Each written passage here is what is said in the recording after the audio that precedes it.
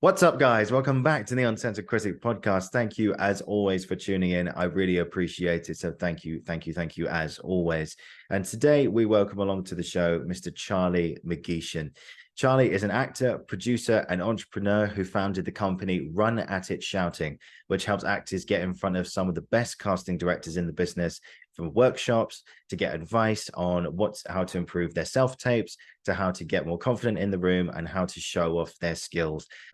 Charlie himself is a producer and actor known for his work on projects such as We Die Young, for which he was nominated for the 2019 Best Actor nominee at the Mammoth Film Festival. Other credits include The Dwarfs, which we talk about a lot today, directed by Harry Burton, who's also been on the show, the White Bear Theatre. In recognition of his producing talents, he directed the BFI short film Incompatible, directed by Maxine Peake and executively produced by David Harewood, as well as the theatrical premiere of Phillip Ridley's The Poltergeist, which ran at the Arcola Theatre in October 2022. And one more point on Run Ahead Shouting. It's a company that helps aspiring and working actors with mainstream casting directors to get feedback from some of the best in the business. And in the show today, we talked about Pinter. We talked about the relationship he had with Pinter's text and the company itself, how he founded it, as I mentioned, from his mum, and how he aims to grow it, and how all the amazing work that it's done so far, it's also achieving such amazing things already. And it was a genuine pleasure to hear all about that. And check out the website, check out everything that he's doing, and he's got even more projects coming up. We talk about a film he's doing later in the year, and yeah, a lovely episode, a really great person, and one I would love to talk to again in the future. So without further ado, let's get on with it.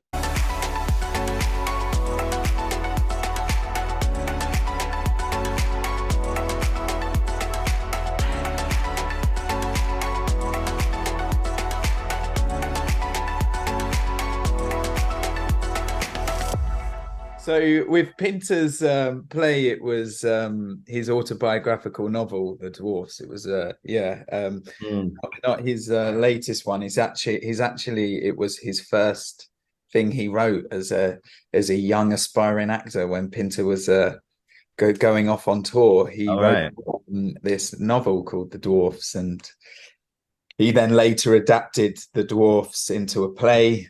Based on him and his two best friends. So it was there you go. Had you dabbled with Pinter beforehand? Had you done much Pinter before you did The Dwarfs? Actually, so when I started so in drama school, I met Harry Burton, who's Pinter's he had a father-son relationship with Harold, and he was associate and a collaborator on a lot of his work as well. Directed The Dumb Waiter in the West End with Lee Evans and Jason Isaacs. And I was lucky at Guildford School of Acting, which I know you went to as well. I was lucky that they brought Harry Burton in to do one of our final shows, and we did the birthday party, and I got cast as McCann. With Harry, and it was still to this day, it was one of the most wonderful, liberating and fun experiences I've ever had as an actor, partly because working on the birthday party is just a dream come true because the play's so good, but also as well as working with Harry Burton, who's an absolute scholar and genius when it comes to directing and sharing Harold Pinter's knowledge. So it was a dream come true, courtesy of Guildford School of Acting. And that was back, that was a while ago. You're talking like 13, 14 years ago when I was at drama school. And then when in lockdown, I basically, acting work dried up, everything kind of stopped. And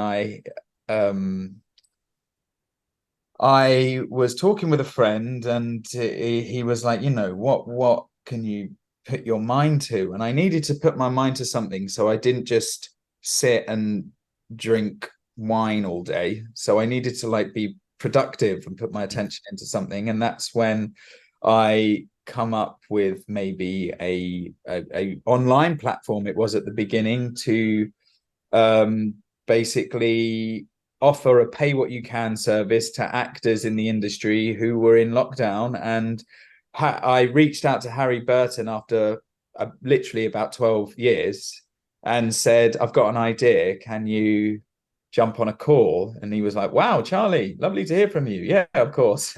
Because I really came out of the blue. And I said, Harry, what do you think about coming on and doing one talk about Harold Pinter, pay what you can for actors as a way of giving back to the industry in this time of unknown? And he said, yeah, I'd love to. He then went on to do weekly Pinter Zooms for 44 sessions, 44 weeks. Wow. And there a lot of the sessions, I mean, we had the late Henry Wolfe, who passed last year. They're all on the Run At It Shouting website for free as well, and on our Spotify at Run At It Shouting. And you can go on and listen to Douglas Hodge, who talks about Harold well, one of Harold's favorite actors. Charlie Cox, an incredible actor, talks about betrayal. We've got the name escapes me now. Remind me, that wonderful actress, Ruth. What's her name? Ruth Wilson? No. I'm gonna have to get it up, I'm afraid. Sorry. That's okay. Oh no, Eve Best. What am I talking about? Yeah, she played Ruth. I think that's where I was getting confused by. So and he came on and he would bring these wonderful people that knew about Pinter and had a different opinion on Pinter, and they'd talk about his life, talk about the text. He's by far my favorite writer ever, and it was certainly my favorite dead writer. It's that's how it all developed. And Run It It's Shouting then, as you say, in the beginning went through a phase of doing like casting workshops, but now I'd say the majority of our workshops are with a lot of mainstream TV and film directors. We've got Jill Robertson, who directed Pennyworth. She didn't direct me in Pennyworth, she done the other 2 episodes. I think it was 2 episodes, but she done the other episodes that I wasn't in. We have Louise Hooper running some events with us, who directed an episode on Sandman and an episode on Lord of the Rings, Ring of Fire. So Run It Is Shouting's ever evolving, and we do still run workshops with casting directors, but we're very much doing other things now, and it's just growing and growing. Yeah. Fantastic. So how did you come up with the name? All right, so basically Run It It's Shout. So my mum passed when I was 17, and before she passed, all good. Before she passed, she had it was a kind of like a club called Run At It Shouting, amateur dramatics club, in a town where a lot of kids like myself were, how do I put this? We were bored, so we were quite naughty. So my mum kind of built an amateur dramatics company, charity, whatever you want to call it, to put in the small town, the London Overspill town where I'm from. She then went to work in prisons as well. So Run It It's Shouting is from the film With Nail and I, written and directed by Bruce Robinson. And she named it after that because she loved the film. Now, a fun fact is that Bruce, who I spoke to about 4 days ago, in fact, about the current writers' strike, how long is that going to go on for? And it's not looking like it's ending anytime soon, but that's another story. Basically, Bruce Robinson is now the patron of Run It It's Shouting. So it's come full circle. So not only are we doing this in remembrance of my late mother, and I'm leaving her, kind of the aim of this is to leave her a legacy that helps actors and industry alike. And that is a platform and an industry hub that does essentially that. And her name lives on even past my lifetime. That's the aim of this.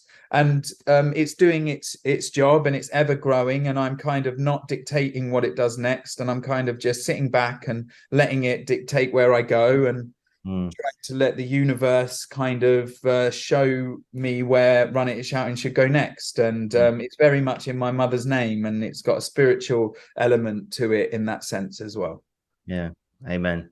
That's good, man. No, I bet she's looking over at you, man. She's just so proud of you, and she's helped you steer this in the right direction and in towards greatness, I'm sure.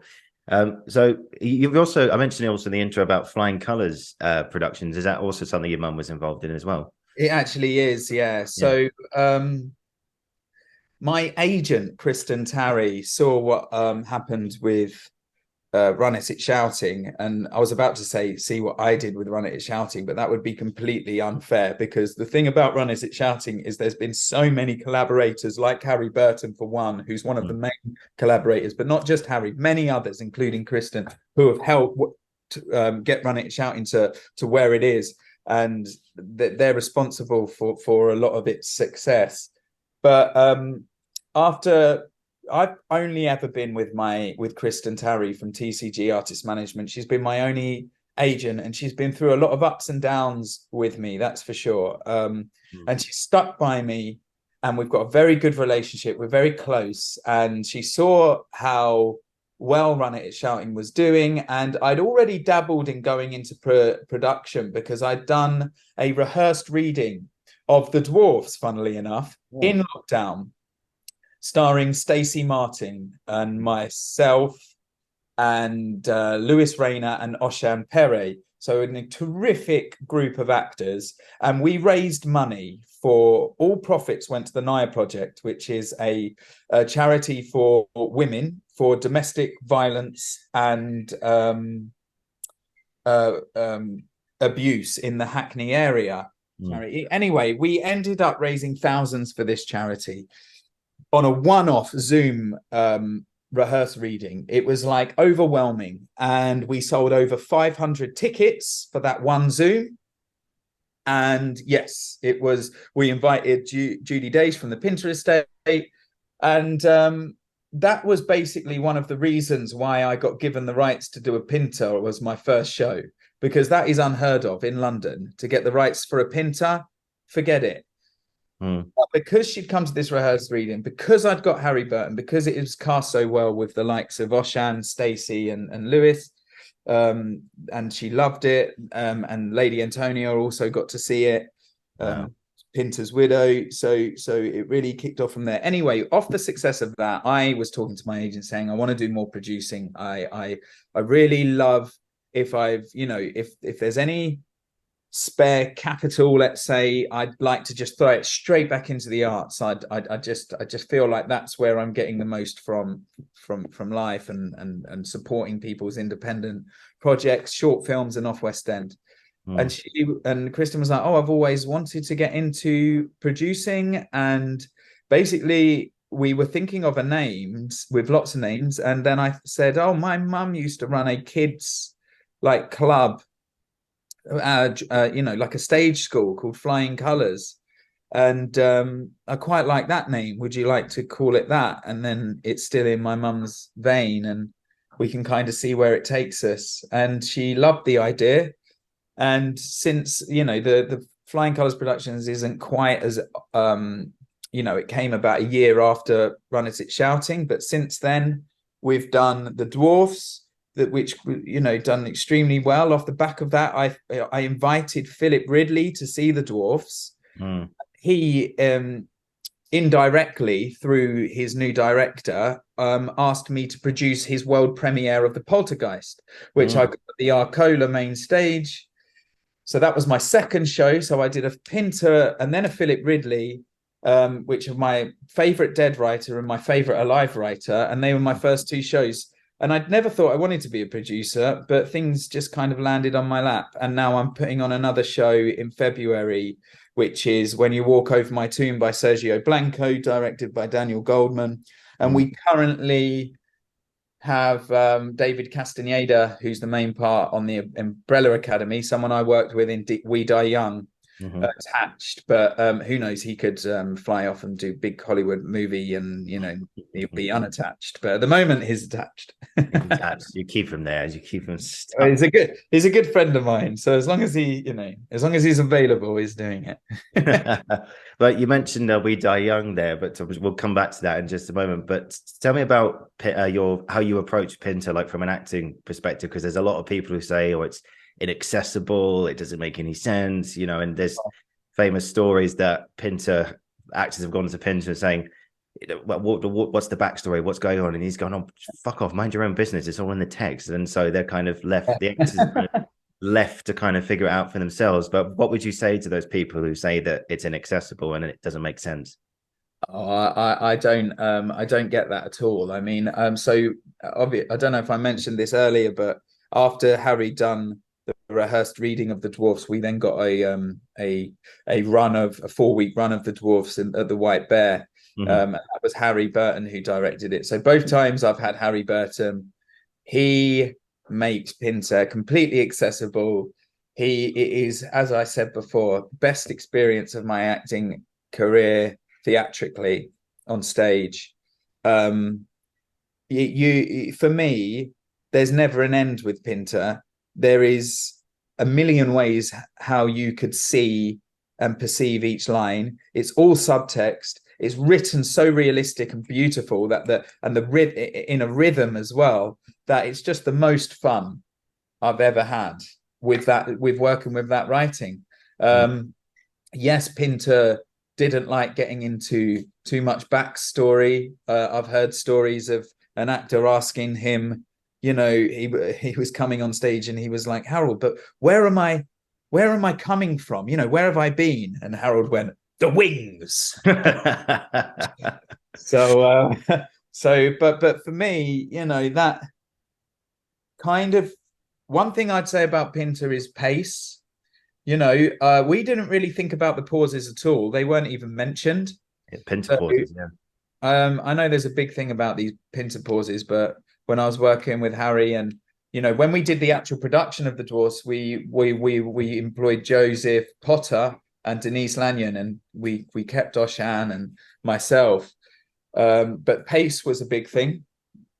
Keep making sure Pinter's rhythm, picking up the cues and just trusting that the work you'd done is there, and just say the words because the writing's so good. And obviously there's a lot of subtext behind it. There's, what did Douglas Hodge say? I mean, there's a podcast on my Running It Shouting website where Douglas Hodge talks about every line is kind of like you're saying it as politely and pleasantly as you possibly can, but inside you're as tense, and you're about to I can't put words in his mouth because he said it so eloquently, but it's like two contrasts, and he was like, it's basically that. And if there's anyone that could knows how to work with Pinter's text, it's him. But for me, it was just liberating. Yeah, I think I listened to that one on the website. It's the way Douglas describes it, it's just like, it makes you feel like, oh, why would people have any trouble with this text at all? It's brilliant. I think here's a question for you. What's your favorite play of Pinter, if you have one, apart from the Dwarfs? Well, the Dwarfs is the one we got. That's the one we got the license for. To be honest, I absolutely love The Birthday Party. I love Betrayal. But doing Betrayal under Harry Burton's direction would be incredible, because I've seen the movie Betrayal, and don't get me wrong, it's just wonderful. But I'd like to see how Harry directs it, because I think he'd direct it a bit different. I don't think you need to... I think the more ambiguous the characters are, and the more you're kind of like trying to work them out, and the less the actor's kind of giving you in Betrayal is wonderful in that sense. And I know Charlie Cox has a podcast on Run It Shouting, and he talks about Betrayal in a wonderful way. And then I can't not love The Homecoming. I would love to play Joe in that. And there's lots of topics on the homecoming, whether it's, with Pinter, it's, I personally, yes, the Dwarfs has violence, domestic abuse, sexist topics, but the thing is, this is what I don't get, and it's a bit of a bee in my bonnet, really, that Pinter's not saying, he's not condoning sexism or domestic violence. He's not saying, here's a play and this is okay, everyone. He's highlighting it for it to be a debate. And when you've got the homecoming with Ruth, and then she comes in, and obviously she starts, she's goes into maybe sex work. She does go into that. She then, but does she have the control over the other 5 guys, over the family?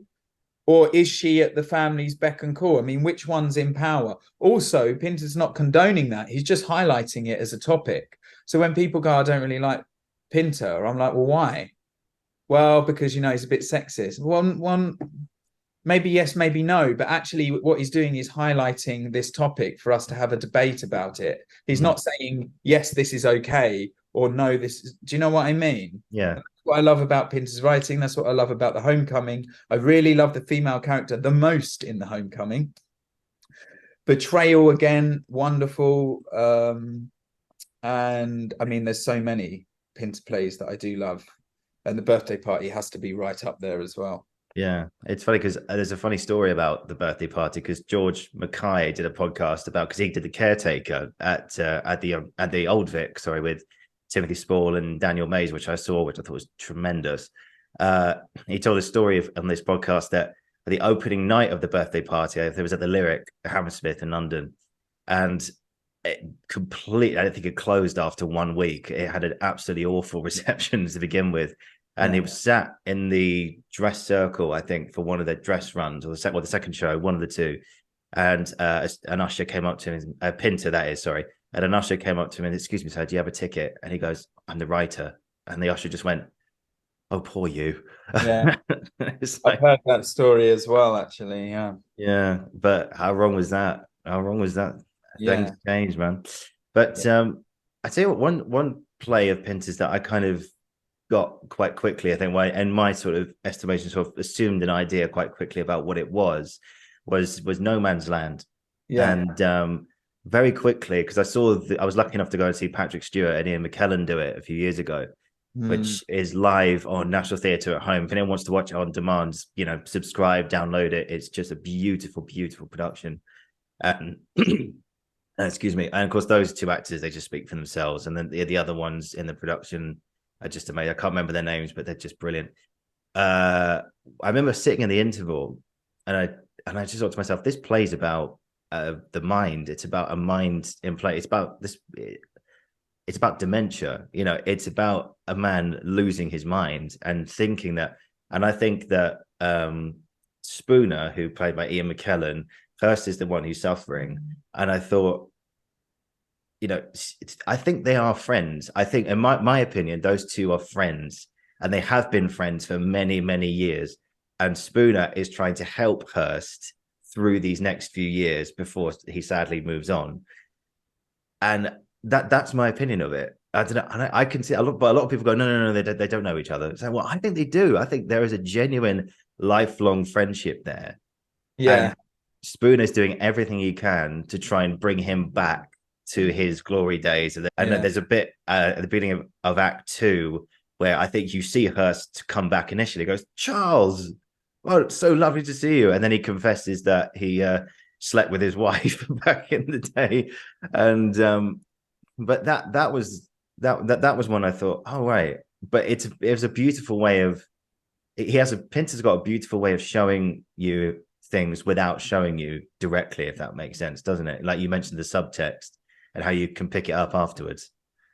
Yeah, there's so many different meanings that he offers up, and that's why he never gave a definitive backstory. He left it up to the actor, and it's just wonderful that there's so many interpretations of each line, I suppose. And I remember Charlie Cox saying, but sometimes there's a right way to say a line, and it's fine to, for you, and it's fine to, you don't need to make it different every performance, if that's the right way to say it. And as long as you're listening and you know, it's really about listening and thinking quickly is one thing I learned with Harry. Charlie, you need to think quicker, you know, just pick up the cues. And I'm like, yeah, but you know, that's, you know, okay. And he's like, no, okay, if you don't want to just pick up your cues, think quicker. And he's completely right, you know. Yeah. Well, you know, and then you go into a new dimension of just being think quicker, like get into the character. I mean, in the Dwarfs, these young sprightly kids, they were, because we were playing, you know, just university graduates post-war. These were vastly intelligent, just wonderful people, and they are insanely clever. And yes, they think quick. So yeah, no, getting into that mode was brilliant. But I mean, look, Harry Burton is the person you should be talking to about anything like this regarding Pinter. He's the one. Yeah, good lad. Yeah. He's brilliant. Yeah. So yeah, tell me about I could sit here and talk to you about Pinter for hours, mate, honestly. And but I know you're pressed for time today. So but I want to just quickly touch on see that was your stage work.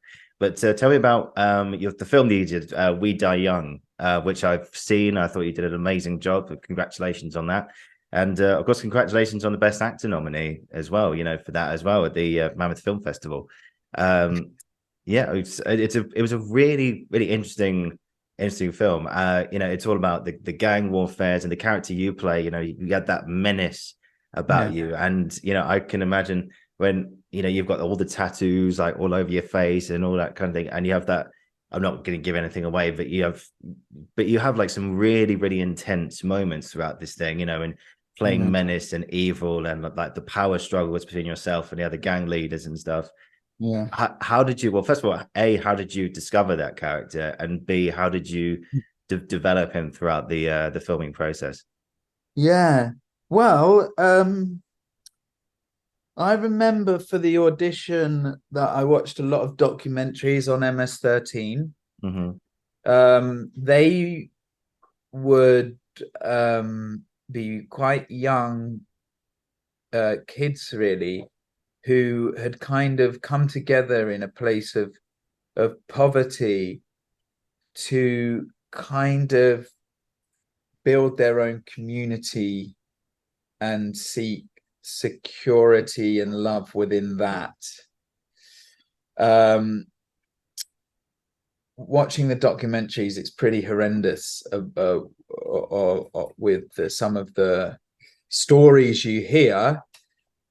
I had a terrific opportunity because one of the people employed on the shoot is a very high up policeman who knows one of the MS-13 leaders, and I got the chance to talk with this chief policeman and really understand, you know, who these people are, and from a person who knew them personally. And would have, in fact, a fun fact about the film is that it actually had to be signed off by the MS-13 gang lord, or, you know, it had to be, you know, it was read through by them, and they kind of said, yes, you know, this is okay to kind of shoot, because it's, you know, it's a very relevant and very hot topic, and very, you know, the documentaries on YouTube about it are insane. And I was able to get together with David Castaneda, who was playing my cousin in it, and I'm like second in command to him. And I also there was other people on the set, like Kerry Bennett and Robin, Clara, and Jacob Sciprio, and it was a wonderful group of actors, and we kind of got together. And for me, my kind of motive for the character was to kind of have approval from David's character Rincon, and desperate for that kind of how do I put it, kind of love from this kind of older figure, and when I don't get it, it, you know, kind of kicks off. So I was also allowed to choose my tattoos, and I could make them you know, kind of, without sounding too wanky, like kind of like choose tattoos that I liked and that could potentially relate to me, but also kind of, you know, if I'm really honest, I just done my research, read a lot of books, watched a lot of documentaries, and then, you know, I learned the accent. I actually spent most of my wages on speaking to people outside of the film who were authentic and El Salvadorian, and making sure that if I'm going to portray this, that I need to do my due diligence. And then when it comes to doing it on set, I can't quite tell you how or why I got so angry. I really can't. I just did it, and I don't really know how I did it. I don't even know how to repeat it. I don't really know. I just kind of like do all my research out of respect for the race and for the character and that I'm playing, and then just kind of just go for it and see what happens, I suppose. Yeah. You did well, man. You did well. So, you know, those long days like on film, because, you know, people think that, oh, filming and, you know, it must be quite quick, but actually, you know, some days you can be on set for 3, 4, 5 hours, and then you're not called or anything until late in the day or anything, and you're kind of left to just like not twiddle your thumbs for like 5 hours, but, you know, just kind of sitting there with something to do. So how do you feel the timing? Like, do you, especially when like on those days, like we had like a really angry scene to do with the character that you had, do you kind of sit with the anger all day, or did you just park it and then just be like, all right, I'll bring you out when you needed, and then say, and then or did you run lines? What did you do? To be honest, if I like stayed in character or did like kept the emotion in between takes, I think I'd go insane. Yeah. Like no, not at all. I just kind of, you know, had a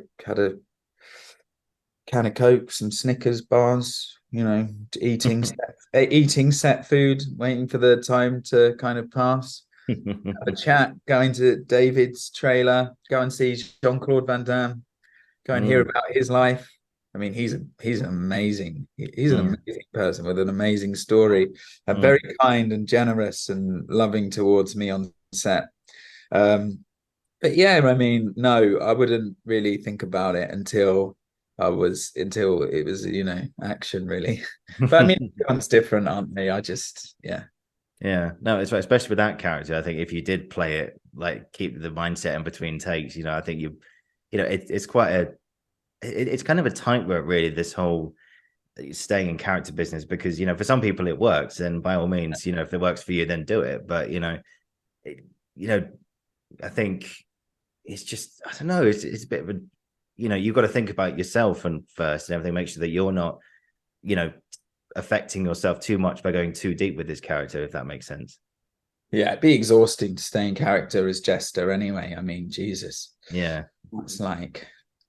That's a bit much. No, I mean, look, me and David used to, like, if we were in like a heightened scene towards the end of the film, we'd like kind of like do some kind of like grappling, I remember, to kind of like get our heart rate up, because we were kind of a similar, you know, we were kind of getting into it physically. But I mean, that would happen like 5-10 seconds before action's called. We nothing before that. I mean, you know. Yeah, just keep it real, just keep it simple. Yeah, I don't really know how to like explain it, really. It's weird. I don't know. I don't even know. I feel like trust. Just if you've done your homework, given like what I was saying about earlier, you know, like researching the gang and, you know, doing all your accent work, so you're not having to think about it.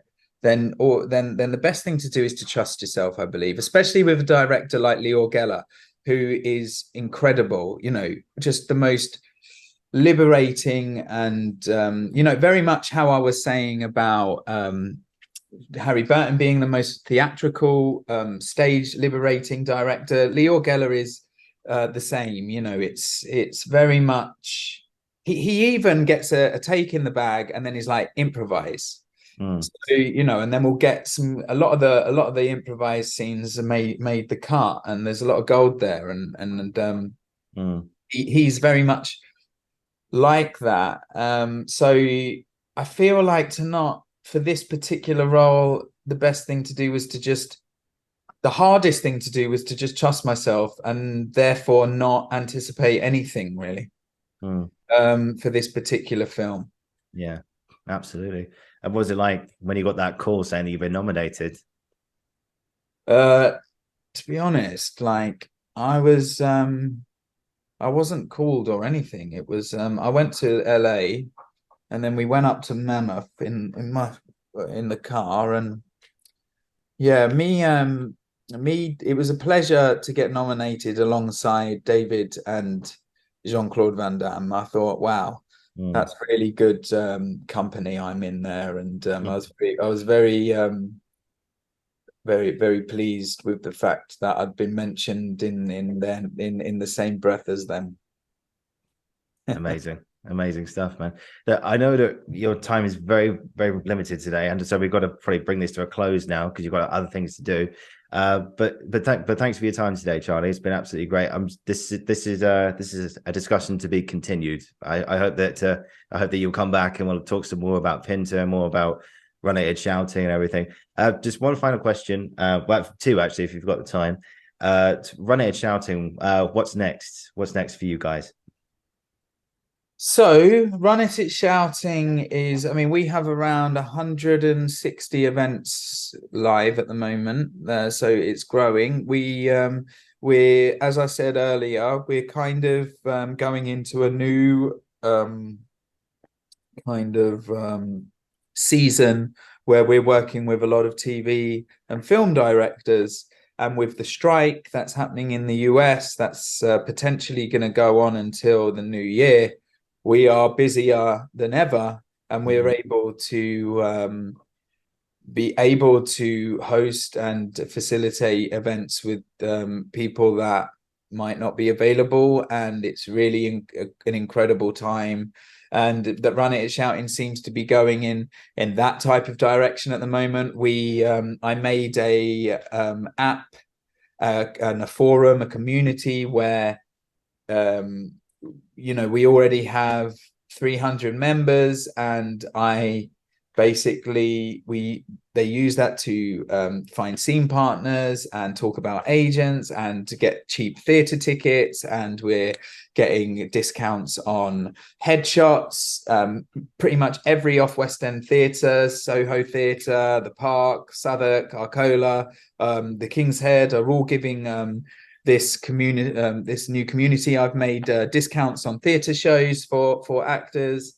I have 3 very beautiful cameras where we've got a thing on the forum where people can basically request to use the equipment for free. My theory is, you know, if the company's not using the equipment, then you can use it so people can come in and do their auditions.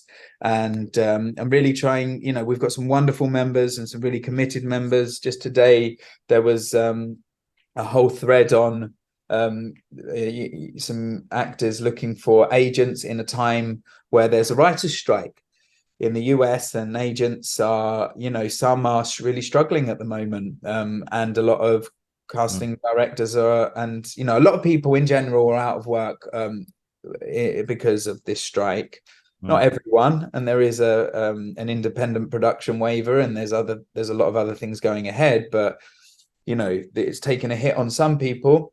And there's a great thread where people are supporting each other and talking about representation and putting everyone's mind at ease and saying it's a little bit quiet at the moment. And yes, that seems to be the way it seems to be going, but who knows? Run It Is Shouting continues to surprise me, and I just follow it. Amazing.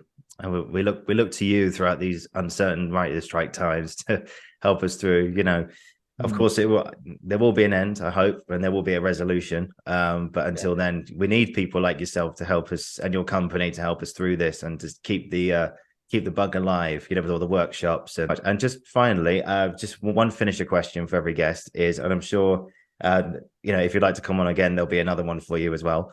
Okay.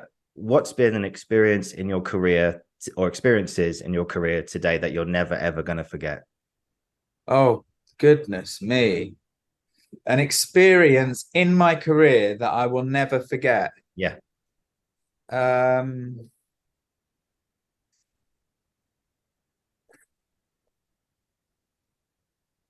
Probably being asked and producing Phillip Ridley's latest world premiere at on the main stage at the Arcola, someone that I've grown up reading and idolized all my life.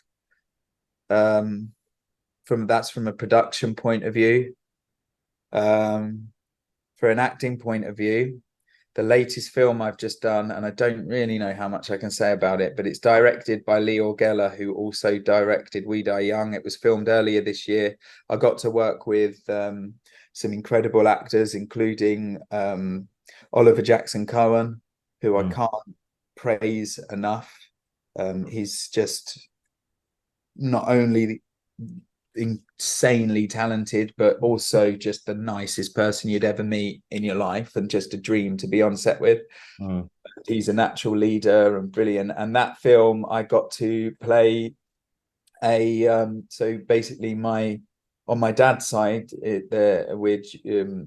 we're all Jewish, and most of my family died in or were killed in Auschwitz, and I got to play a lead role playing opposite Oliver, who also has is half Jewish, has a Jewish dad. I got to play a really wonderful character called Wolf, who's part of the first ever concentration camp. And that's based on a true story. And going into my family history, I actually have pictures of my ancestors on my hotel room wall, and to do something like that was really meaningful to me, because it affected me so personally. And that's called The World Will Tremble. It's got Anton Lesser in it as well, and David Cross from The Reader, and that's coming out hopefully, I think, in November time, but I could be wrong there. But that for me is I'll never forget it, because it was Lior Geller is Jewish, and we all, it's a predominantly Jewish cast, and we all were doing this to tell these people's story, which it's a true story about two men who actually escape the first concentration camp, and it's about their story, really. And it's just a wonderful script, and I can't wait for it to come out and be shown to the world. I look forward to it. I really do.